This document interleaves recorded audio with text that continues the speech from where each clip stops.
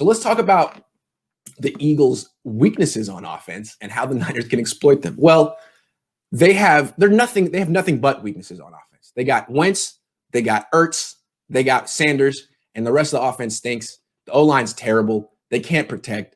The receivers are hurt and they stink. Their number one receiver is a guy named Greg Ward. I never heard of him until last week, averaging 7 yards a catch. Number two receiver, John Hightower, 3 catches, career rookie. So the only way the Eagles are going to hurt you is running the ball. They don't have enough time to throw the ball.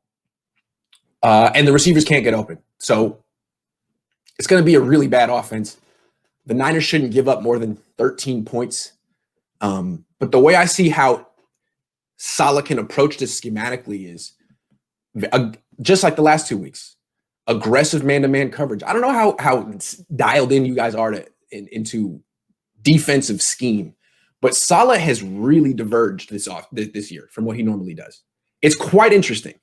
I mean, last year he's been a zone coverage guy his whole tenure with the Niners. Last year he switched it up by calling different zone coverages, but I mean, cover 3 and cover 4, there's not that big of a difference.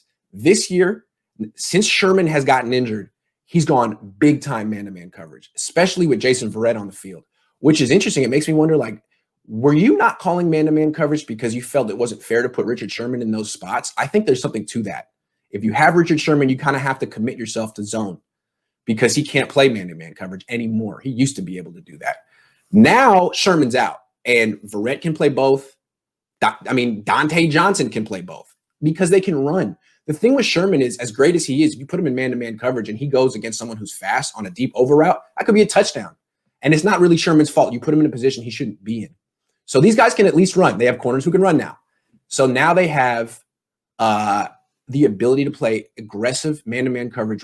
If they could have done that week 1 against the Cardinals, they would have won. They just let those guys run through their zone coverage. DeAndre Hopkins.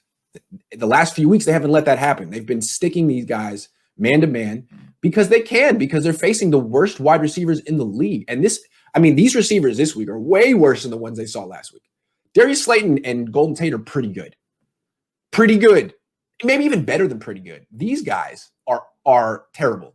So what Saleh's going to do is play very aggressive man-to-man coverage, which will force Carson Wentz to hold the ball longer because guys aren't going to be open right away. Against zone, guys are open right away. If you want the check down, take the check down. And they can check down you to death and take away your pass rush. They're going to play man-to-man coverage. And I'm going to imagine they're going to put a lot of attention on Zach Ertz and say, you can't basically do what Bill Belichick does. He's becoming more like Belichick. He's a Pete Carroll guy, but he's understands the weaknesses of the Pete Carroll scheme and the strengths of the Bill Belichick approach, and he's using it with his man-to-man, especially on third down. You watch the Niners on third down and tell me what they have in common with any of those Pete Carroll guys. They don't. That is a very scheme-specific approach on third down. We're going to do what we need to do to take you out. We're going to take away your best player. We're going to play man-to-man coverage. We're going to blitz.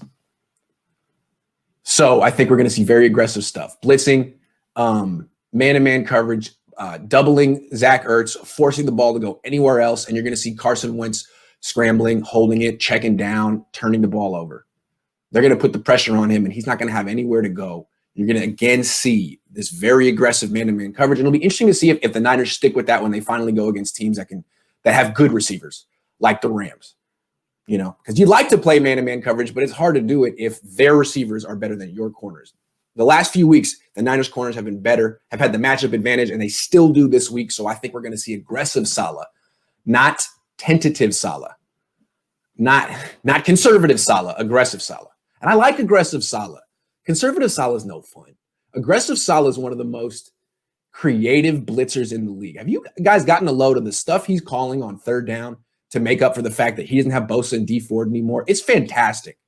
And if you haven't seen it, I've been breaking it down on my YouTube film breakdowns.